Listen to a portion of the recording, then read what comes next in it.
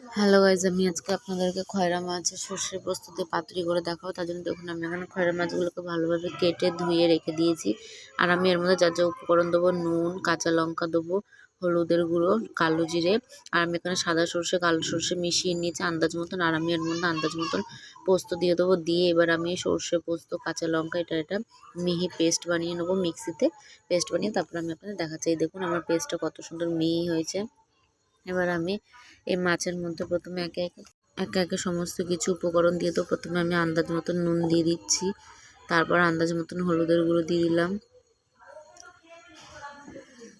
এবার আমি আন্দাজ মতন শুকনো লঙ্কার গুঁড়ো দিয়ে এবার কাঁচা সর্ষের তেল দিয়ে এবার আমি এটাকে একটুখানি মেখে নিচ্ছি। তারপরে আমি এই যে সর্ষে পোস্ত কাঁচা লঙ্কার যে পেস্টটা বানিয়ে রেখেছিলাম সেই পেস্টটা দিয়ে এবার আমি এটাকে ভালোভাবে মেখে নেবো।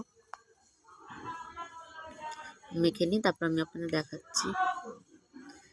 দেখুন আমার এটা মাখা হয়ে গেছে ভালোভাবে। এবার আমি কড়াই বসিয়ে দিয়েছি, কড়াই গরম হয়ে গেছে। এবার আমি প্রথমে আন্দাজ মতন সর্ষের তেল দিয়ে দিচ্ছি। আমার সর্ষের তেলটা গরম হয়ে গেলে আমি প্রথমে এর মধ্যে কালো জিরে ফোড়ন দিয়ে দেবো।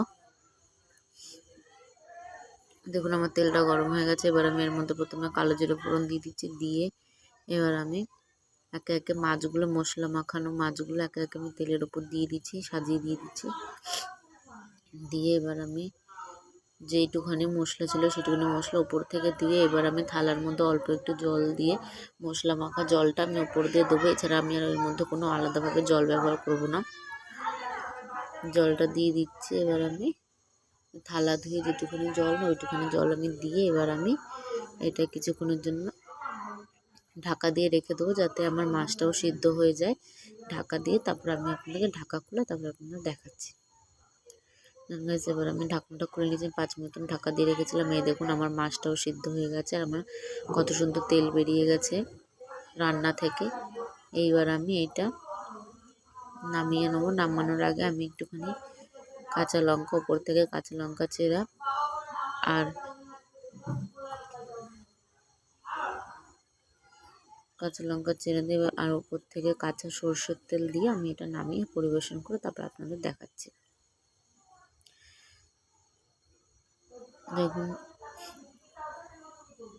দেখুন আমি এটা নামিয়ে নিয়েছি।